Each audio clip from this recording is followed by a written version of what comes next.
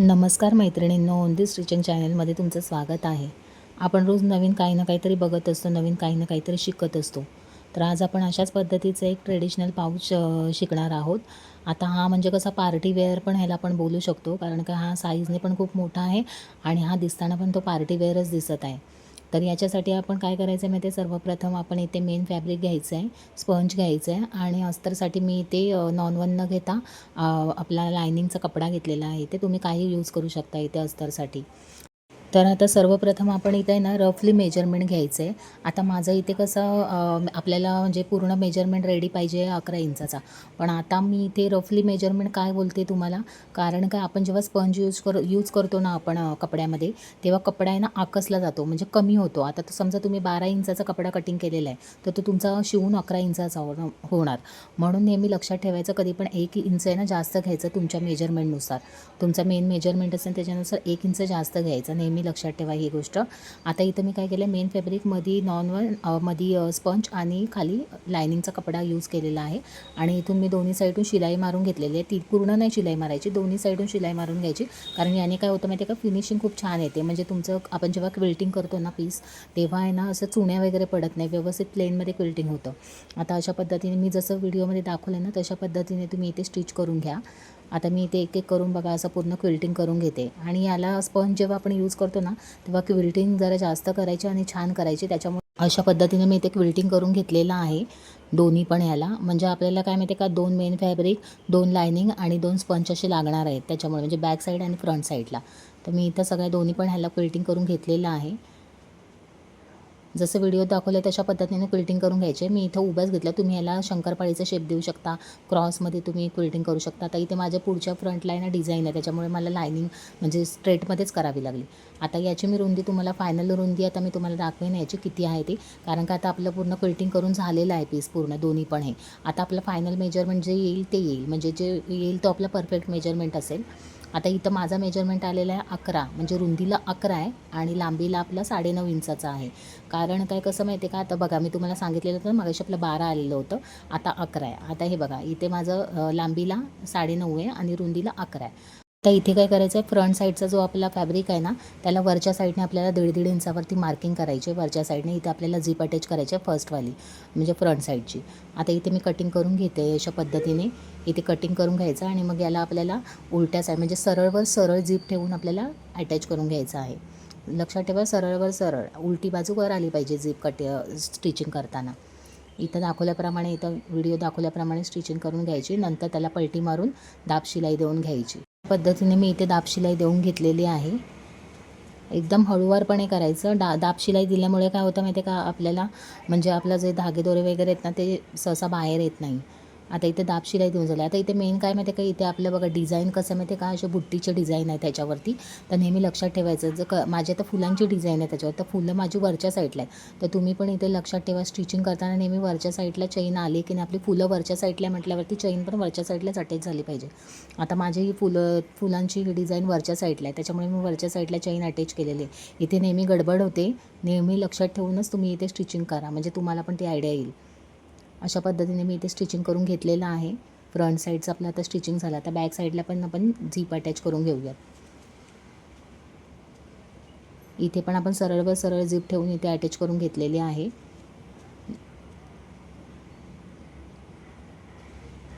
मैत्रिणींना, तुम्हाला जर माझी व्हिडिओ आवडली असेल तर माझ्या व्हिडिओला लाईक करा, कमेंट करा आणि शेअर करायला विसरू नका. आणि जर तुम्ही माझ्या चॅनलवर नवीन असाल तर मला सबस्क्राईब करायला विसरू नका.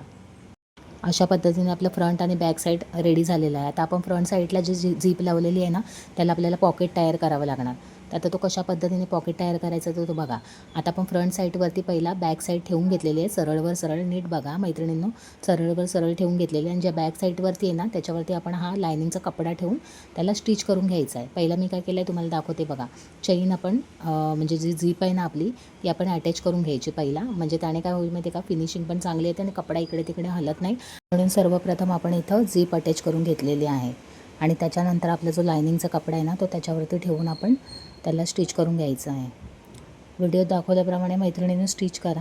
आणि व्हिडिओ शेवटपर्यंत बघा, तरच तुम्हाला समजेल की कशा पद्धतीने मी अगदी सोप्या पद्धतीने दाखवण्याचा प्रयत्न केलेला आहे. आता इथे बघा मी झिपवर हा लायनिंगचा कपडा ठेवून स्टिच केलेला आहे. आता मी काय केलेलं तुम्हाला नीट लक्ष ठेवा. जेव्हा मी तो कपडा स्टिच केला ना, तेव्हा तो बॅक साईडवर होता. त्याच्यानंतर आपण त्याला टर्न करताना आपण त्याला फ्रंट साईडवर आणून त्याला दाब शिलाई देत आहोत. त्याच्यामुळे काय झालं, आपले रफ पॅचेस पण झाकले गेलेत आणि आपला पुढील पॉकेट पण तयार झालेला आहे. म्हणजे दोन्ही पण गोष्टी एकाच ह्याच्यामध्ये आपल्या स्टिचिंगमध्ये झालेल्या आहेत. अशा पद्धतीने इथं मी पूर्ण चारी बाजूने आपल्या इथे स्टिचिंग करून घेत आहे. हा कपडा व्यवस्थित करायचं स्टिचिंग. अशा पद्धतीने माझं चारी बाजूने हा स्टिचिंग झालेला आहे. आतील पॉकेट. आता जे आपल्या काय उरलेला कपडा असेल तो कट करून घ्यायचा इथं. जसं व्हिडिओ दाखवते तशा पद्धतीने करा, म्हणजे आपलं मेजरमेंट पण छान येतं आणि आपलं पॉकेट पण सुंदर दिसायला होतं, म्हणजे कुठे कमी जास्त होत नाही. जर आपलं कुठे कमी जास्त असेल तेही कट करून टाका आत्ताच. म्हणजे आता आपल्याला जेव्हा फिटिंग करायची असेल ना, तेव्हा त्याच्यामध्ये आपल्याला कशी शिलाई वगैरे व्यवस्थित बसली पाहिजे आणि दिसताना पण फिनिशिंग चांगली दिसली पाहिजे. त्याच्यामुळे अगोदरच कपडा आपला जो एक्स्ट्राचा वगैरे असेल ना, तो कट करून घ्या. आता अशा पद्धतीने मी इथं रनर पण होऊन घेतलेले आहे दोन्ही पण ह्याच्यामध्ये, फ्रंट आणि बॅक साईडला. आता मेन फॅब्रिक आपल्याला सरळवर सरळ ठेवून त्याला आपल्याला पूर्ण स्टिचिंग करून घ्यायचं. पण त्याच्या आधी आपण इथे एक नॉट बनवलेली आहे. इथं मी नॉट घेतलेली आहे 9 इंचाची, म्हणजे पट्टी घेतलेली आहे हँडलसाठी. तर इथे मी ती पट्टी ठेवून मग त्याच्यावरती आपल्याला काय करायचं आहे, दुसरा कपडा असा ठेवून पलटी मारून त्याला स्टिच करून घ्यायचे आहे. सरळ ठेवून आपल्याला स्टिच करून घ्यायचे आहे. आणि ती पट्टी जी होती ती आपण फ्रंट साईडवरती ठेवून घेतलेली आहे, म्हणजे आपल्याला तो हँडल म्हणून यूज करता येऊ शकतो. म्हणजे आपल्याला हातामध्ये पकडण्यासाठी खूप कम्फर्टेबल होईल म्हणून मी 9 इंचाची पट्टी घेतलेली आहे. थोडी ब्रॉडच ठेवायची तिला. अशा पद्धतीने मी इथे स्टिच करून घेतलेली आहे आणि आपला पॉकेटही रेडी झालेला आहे. मैत्रिणींनो, पॉकेट बघा किती सुंदर दिसतो हा, कारण का आपण हा स्टिच पण तशा पद्धतीने केलेला आहे आणि हा जो फॅब्रिक पण खूप छान आहे आणि ह्याच्यामध्ये जे मटेरियल वापरलेलं आहे ते पण खूप युजफुल आहे. म्हणजे हा असा कोणता साधासुद्धा नाही आहे, व्यवस्थित आपल्याला जसं पाहिजे तशा एमएमचा आपण हा इथे फॉर्मशूट यूज केलेले आहे. आता इथे बघा आपली स्टिचिंग झालेली आहे. आता जे एक्स्ट्राचा जो कपडा आहे तो बाहेर, म्हणजे जे काही आहे ते वाढीव कट करून टाकायचं आपण इथं आणि त्याला चांगल्या शेपमध्ये ठेवायचं. अशा पद्धतीने मी इथे एक्स्ट्राचा जो होता तो कपडा कट करून घेतलेला आहे आणि एकदम सरळमध्ये हा कपडा आपला ठेवून फिनिश केलेला आहे. अशा पद्धतीने बघा किती छान दिसतं आहे. आता आपल्याला काय करायचं आहे, ह्याला अजून चांगली फिनिशिंग यावी नाही यासाठी आपल्याला काय करायची, पायपिंग करून घ्यायची आहे. त्याच कपड्याची, लायनिंगच्या कपड्याची इथं पायपिंग करून घ्यायची आहे. हे बघा अशा पद्धतीने मी इथं पायपिंग करून घेतलेली आहे. आता आपण ह्याला सरळ करून घेऊयात की आपला पॉकेट कशा पद्धतीने रेडी झाला आहे तो आता आपण बघूया. आणि तुम्ही पण बघा किती छान पॉकेट रेडी झालेला आहे आणि दिसायला पण कसा ब्रायडल दिसते ना, त्याला ब्रायडल लुक आल्यासारखं दिसते ना, खूप छान पॉकेट होतो. बघा किती सुंदर दिसतो हा पॉकेट. आणि हा खूप मोठ्या साईजचा पॉकेट आहे. याच्यामध्ये तुम्ही सगळं तुमचं मेकअपचं सामान, तुमचे बँगल्स वगैरे सगळं काही ठेवू शकता याच्यामध्ये तुम्ही. खूप मोठ्या साईजचं पॅकेट आहे हा. हे बघा अशा पद्धतीने आपला हा पॉकेट रेडी झालेला आहे. मैत्रिणींनो, व्हिडिओ आवडल्यास मला कमेंट करून नक्की सांगा कशी वाटली तुम्हाला ही व्हिडिओ, आणि मी बनवलेला हा पाऊच कसा वाटतं आहे तुम्हाला ते पण मला कमेंट करून नक्की सांगा. आणि हा पॉकेट फोल्डेबल पण आहे हो का मैत्रिणींनो, म्हणजे तुम्ही हा पॉकेट असा विदाऊट हा कॅरी करू शकता कुठेही तुम्हाला जायचं असेल तर. चला बाय बाय, धन्यवाद.